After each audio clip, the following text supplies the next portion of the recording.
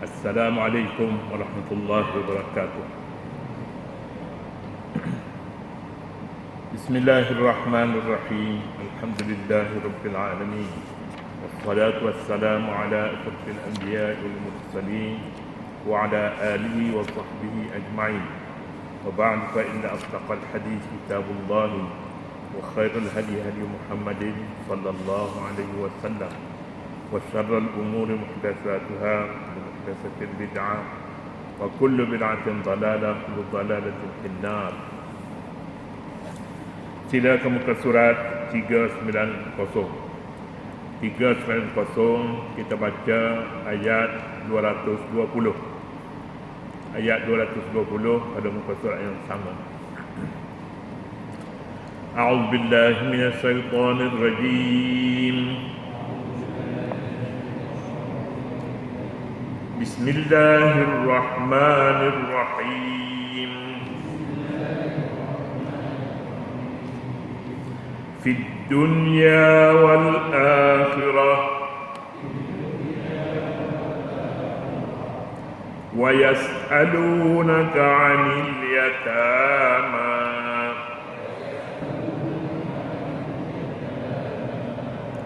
qul islahun lahum khair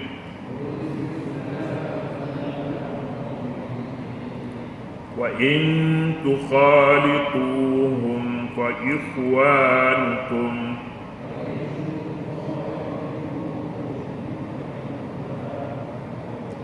وَاللَّهُ يَعْلَمُ الْمُفْسِدَ مِنَ الْمُصْلِحِ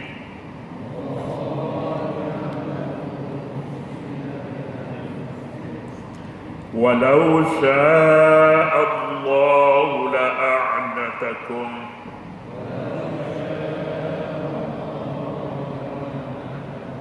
إن الله عزيز حكيم.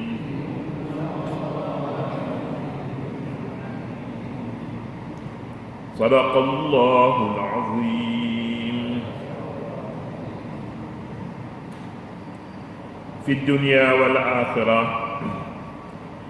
dalam urusan dunia dan akhirat. Wa yas'alunaka 'anil yatama, dan mereka bertanya lagi kepadamu tentang anak yatim. Qul islahul lahum khair, katakanlah kepada mereka memperbaiki keadaan hidup mereka secara patut adalah baik. Wa in tukhalituhum fa ikhwanukum, dan jika kamu mencampuri mereka makanan dan minuman kamu dengan mereka, dengan makanan dan minuman mereka yakni anak yatim. Wallahu ya'lamul mufsida minal muslih, maka mereka adalah saudara kamu, dan Allah mengetahui siapa yang membuat kerosakan daripada orang yang mengadakan kebaikan. Orang yang mengadakan kebaikan. Walau sya'allahu la'anatakum, dan mereka adalah saudara kamu.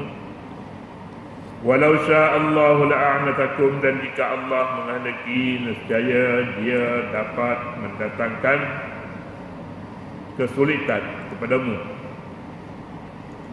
Innallaha azizun hakim, sesungguhnya Allah Subhanahu wa ta'ala Maha perkasa dan Maha bijaksana. Hakimun bijaksana. Ayat yang kita baca ini mengandungi beberapa pertanyaan dikemukakan kepada Nabi. Kebanyakannya berkenaan dengan harta, keadaan mereka berada dan tentang pendidikan anak yatim, dan tentang makanan dan minuman. Ini kebanyakan banyak masalah yang dikemukakan dalam surah Madinah. Jadi tanda-tanda bicara begini, bicara tentang arak dan judi, tentang apa yang mereka akan belanjakan, kemudian tentang masalah anak yatim. Ini jawapan dan pertanyaan berada di sini. Anak yatim, minuman dan makanan, pakaian, semua sekali dinyatakan, ditanya dalam soalan ini. Biasanya jika pertanyaan menyentuh tentang hal pergaulan dalam sebuah negeri, dalam rumah-rumah yang berdekatan antara satu dengan lain, maka ayat itu sebenarnya biasanya turun di Madinah, tidak turun di Makkah, tapi turun di Madinah. Jadi ayat-ayat yang turun di Madinah ini dapat kita cam bahawa surah ini sendiri turun pada zaman Madinah dan turun di Madinah. Sebab itu pertanyaan-pertanyaannya dibawa kepada Nabi tentang urusan pergaulan dan tentang minuman, tentang anak yatim, tentang masyarakat, tentang perbelanjaan. Jadi hal-hal yang seumpama ini tentunya lah sangat-sangat berkenaan dengan tempat yang mereka tinggal, iaitu di Madinah.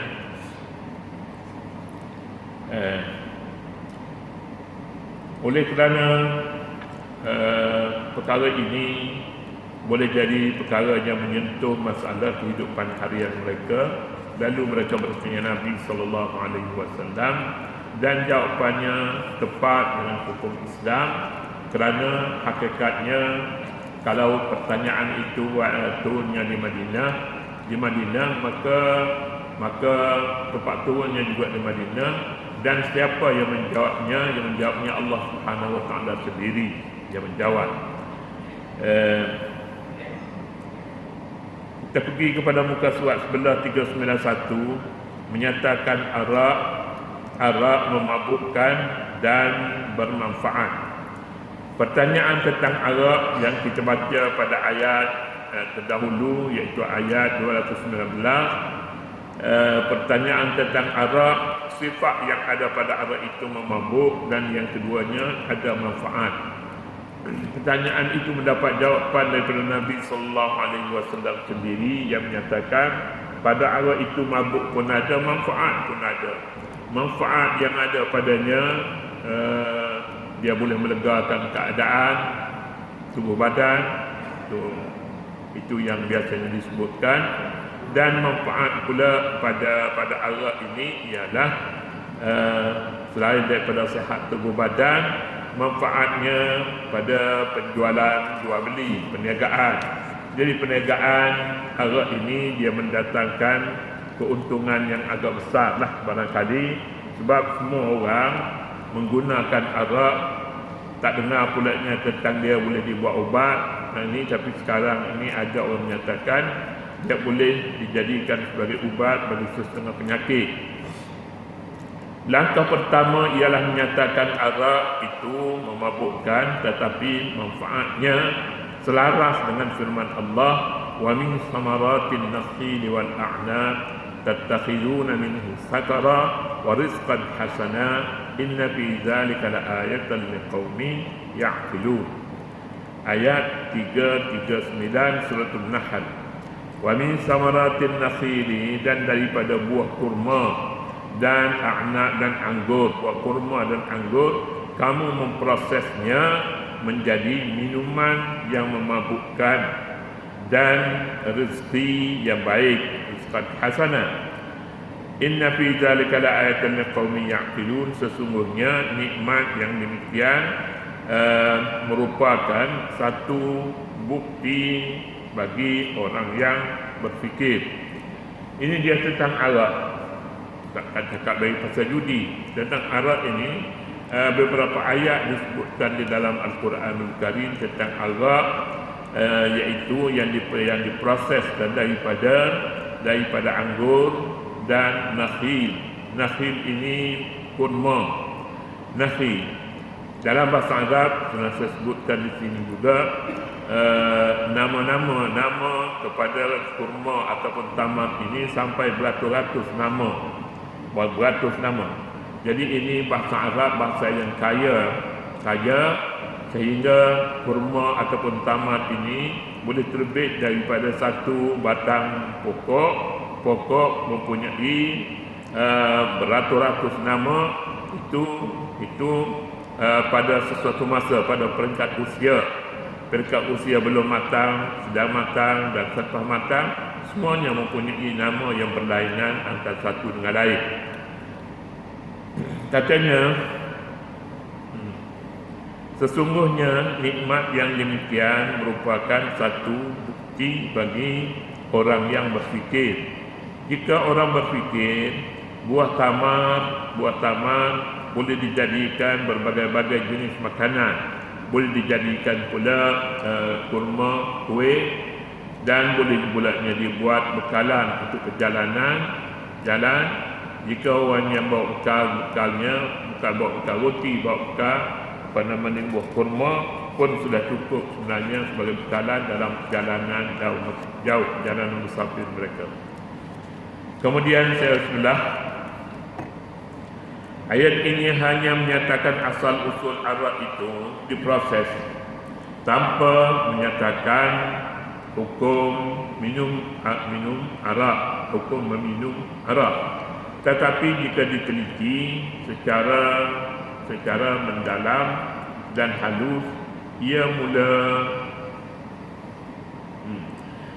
mula menjurus ke arah membencikannya, kerana disebut padanya minuman yang memabukkan, sekalipun asalnya buah kurma dan anggur adalah rezeki yang baik. Rezeki yang baik.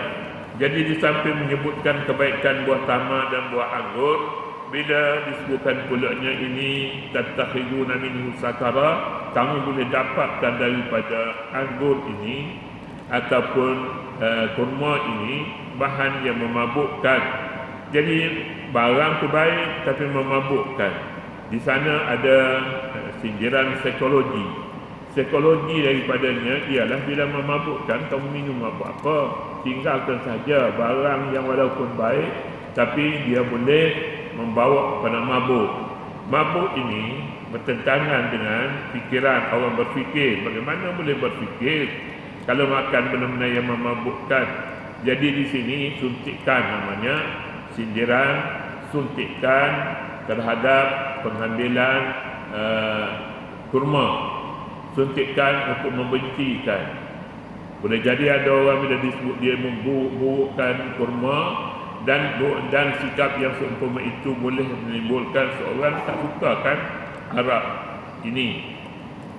Katanya perkataan sakara artinya minuman yang memabukkan, merupakan sindiran yang tajam, yang sangat tajam, dibuat bagi kali pertama terhadap minuman ini, minuman arak ataupun tamar yang diproses sehingga menjadi mabuk. Ini adalah satu sindiran yang pertama di dalam Al-Quranul Karim bagi mereka yang mempunyai daya fikir yang tinggi serta perasaan yang halus akan tersentuh dengan sindiran ini, bahawa ada sesuatu yang kurang baik yang ingin disampaikan secara tidak langsung menerusi ayat yang membicarakan prosesan arak. Pengakhiran ayat pula seolah-olah mencabar orang yang mempunyai daya fikir yang tinggi. Macam mana? Quran ini, ayat-ayat Quran mengandungi mukjizat. Mukjizat dia boleh melahirkan orang suka dan tak suka. Sama ada suka ataupun tak suka bila orang baca Al-Quranul Karim, datang padanya satu perasaan bahawa perasaan tidak buat apa senang bila disebut sakar. Sakar maknanya memabukkan. Orang berfikir boleh jadi dia tinggalkanlah arak ini kan dia merosakkan fikiran seorang. Orang yang mempunyai daya fikir yang tinggi pun berwaspada dengan pengambilan buah tamar yang dijadikan arak ini, air ataupun air yang diproses daripada buah tamar. Justru ayat ini hanya satu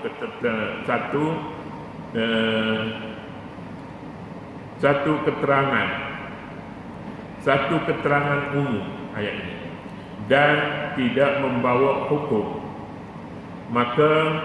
Maka arak tetap sebagai minuman yang halal pada ketika itu.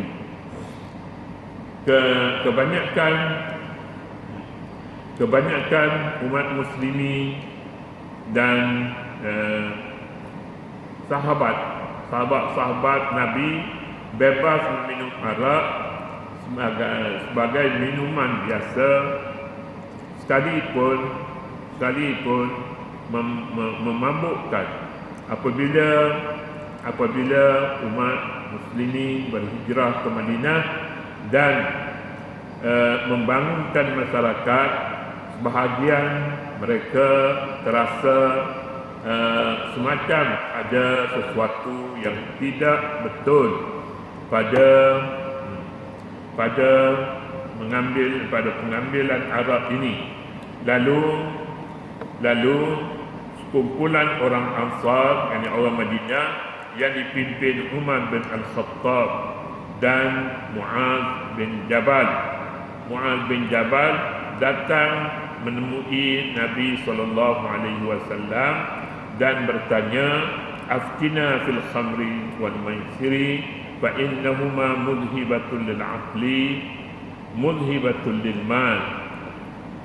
Terjemahan: berilah fatwa kepada kami tentang arak dan judi kerana kedua-duanya menghilangkan akal dan menghabiskan harta.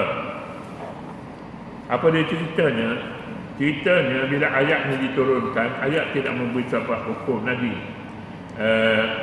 Qul fihima ismun kabirun wa manafi'u lin-nas. Dia membayangkan arak ini berfaedah kepada orang ramai dan halal, boleh minum. Tetapi bila disebutnya fihima ismun kabir wa manafi'u lin-nas wa ismuhuma akbar min naf'ihima, dosa bukan makna dosa ini disebabkan haram, tidak. Dosa artinya dosa kerana mabuk. Ini lebih besar katanya daripada manfaat yang ada. Bila Muaz bin Jabal juga pada ketika itu tidak senang dengan ayat ini, kerana ayat ini seolah-olahnya menghempit orang ramai supaya tinggalkan minum arak kerana ismuhuma akbaru min naf'ihima. Pergi tanya Nabi. Pertanyaannya tidak yas'alunaka 'anil khamri, tidak, tapi aftina fil khamri wal maisiri fa innahuma mudhibatul lil aqli wa mudhibatul lil mal.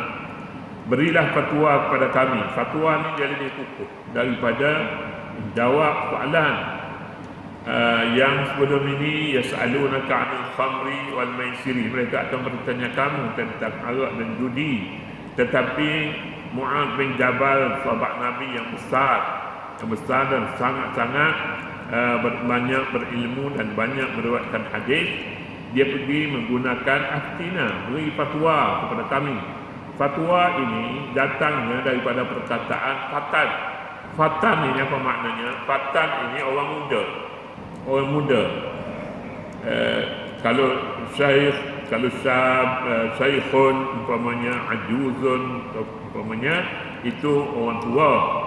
Jadi aftina ini, wahai Rasulullah, berikan kekuatan kepada kami untuk berfikir, untuk mendapatkan jawapan yang betul betul-betul berpandukan kepada kecergasan akal.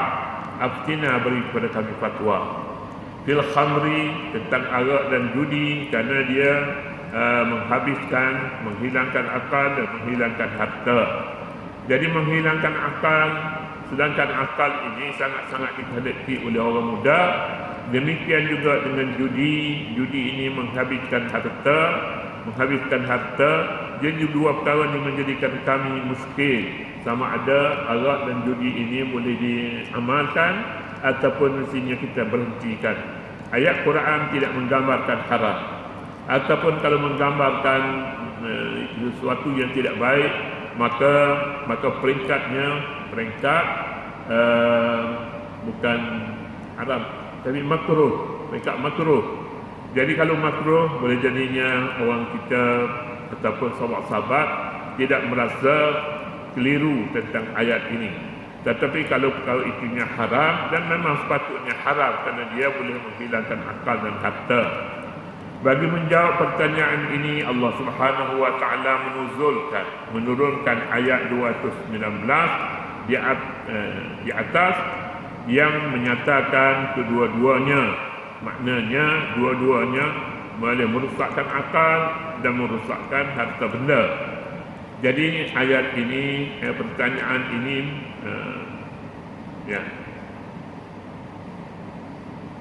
ayat ini menyatakan kedua-duanya, iaitu merosakkan akal dan menghabiskan harta. Jadi dua perkara ini katanya sepatutnya dia dikatakan haram, bukannya lagi halal, bukan makruh lagi. Sebab itulah dia datang, Mu'adz bin Jabal ini datang bertanya Nabi tentang hukum dua perkara ini. Tetapi dosanya lebih besar daripada manfaatnya. Ayat di atas tadi dia kata dosanya besar dan dia boleh menghilangkan akal dan harta benda. Ini satu perkara yang ingin diketahui hakikat sebenarnya. Ayat menyatakan minuman arak lebih besar,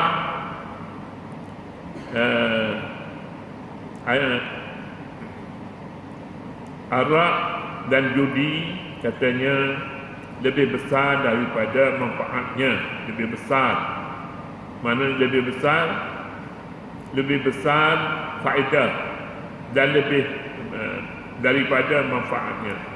Ismuhuma akbaru min naf'ihima, dosa minum arak lebih besar daripada manfaatnya. Qul fihima ismun kabirun wa manafi'u lin-nasi wa ismuhuma akbaru min naf'ihima. Katakanlah pada kedua-duanya itu terdapat dosa besar dan beberapa manfaat bagi manusia. Namun dosa kedua-duanya lebih besar daripada manfaat kedua-duanya, kata Mu'adz bin Jabal.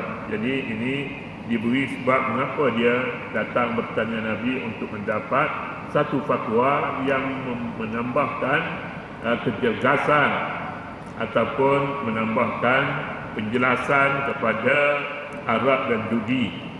Siapa Mu'adz bin Jabal ini? Mu'adz bin Jabal ini adalah seorang ketua yang dilantik oleh Nabi sallallahu alaihi wasallam untuk memimpin rakyat di negeri Yaman. Nabi sallallahu alaihi wasallam sebelum menghantar Mu'adz ke negeri Yaman sebagai duta lah, kita katanya macam tu, sebagai duta, Nabi uji terlebih dahulu bagaimana kamu nak perintah, dengan apa yang menjadi dasar untuk kamu memerintah di Yaman. Kerana di Yaman ini ramai orang yang sudah terpelajar, sebab dia sebuah negeri yang lebih awal mendapat perhatian orang ramai, berkembang di negeri ini dikatakan negeri Yaman. Jadi Mu'adz bin Jabal memberitahu kepada Nabi, dia kata aku akan hukumkan dengan Quran dan hadis semua kes yang berlaku di negeri Yaman. Kalau tidak ada dalam Quran dan hadis, bagaimana kamu akan dapatkan hukum? Mu'adz bin Jabal menjawab, kalau tidak ada di dalam Al-Quran dan hadis jawapannya, maka aku akan berijtihad. Aku tidak peduli katanya apa yang orang nak cakap tentang keputusan yang aku lakukan. Aku tetap nyatakan kepada mereka berdasarkan kepada ijtihad. Jadi Mu'adz bin Jabal tidak menyatakan kepada Rasulullah bagaimana ijtihad yang dia akan lakukan. Tapi Nabi tidak bertanya balik bagaimana kamu nak berijtihad. Boleh jadi Rasulullah sudah tahu bahawa Mu'adz bin Jabal sudah mengetahui jalan-jalan untuk berijtihad itu. Setelah ayat ini diturunkan, sebahagian para sahabat telah mula berhenti minum dan sebahagian yang lain pula masih juga meneruskan minum arak dan judi. Keterangan dan sebab nuzul ayat ini disebabkan terdahulu ketika bicara tentang langkah pertama pengharaman arak. Arak ini diharamkan pada masa yang sangat lewat disebabkan ramai peminatnya, ramai orang yang minum arak pada ketika itu. Jadi kalau ada satu ayat turun secara mengejut mengharamkan arak, barangkali tidak berapa ramai orang yang boleh ikuti tentang langkah itu. Jadi Nabi SAW menerima ayat yang mula-mula sekali turun sangat-sangat ringan kerana tidak berterus terang tentang haram minum arak, tak berterus terang. Jadi ini juga mengajar apabila seseorang menjawab satu pertanyaan, jawablah dengan cara yang tidak mengejut seperti pengharaman arak. Nabi SAW membaca ayat yang senang saja, iaitu dia ada faedah tetapi mudarat pun ada kedua sekali. Kamu pun boleh timbang.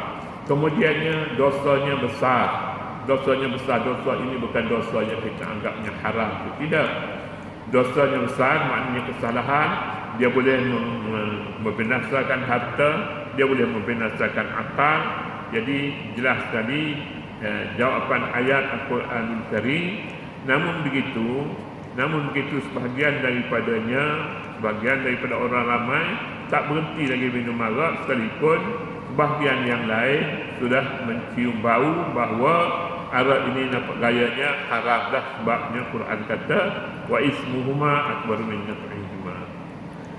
Setelah ayat ini turun, maka ramai orang yang sudah berhenti dan orang yang meneruskan minuman arak pun tidak kurang juga, kerana ayat tidak jelas yang Al-Quranul Karim sengaja menyusun kata-kata yang seumpama ini bagi menyenangkan hati para sahabat. Mereka tidak terkejut dengan hukum baru yang datang daripada yang menerusi wahyu Nabi SAW. Kemudian dia pula sampai kepada menyatakan larangan terbatas minuman arak. Menyatakan larangan itu terbatas minum arak. InsyaAllah kita baca sama besok. Allah Subhanahu wa taala a'lam.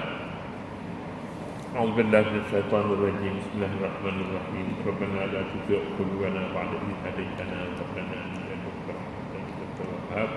وصلى الله على نبينا محمد وعلى آله وصحبه وسلم والحمد لله رب العالمين.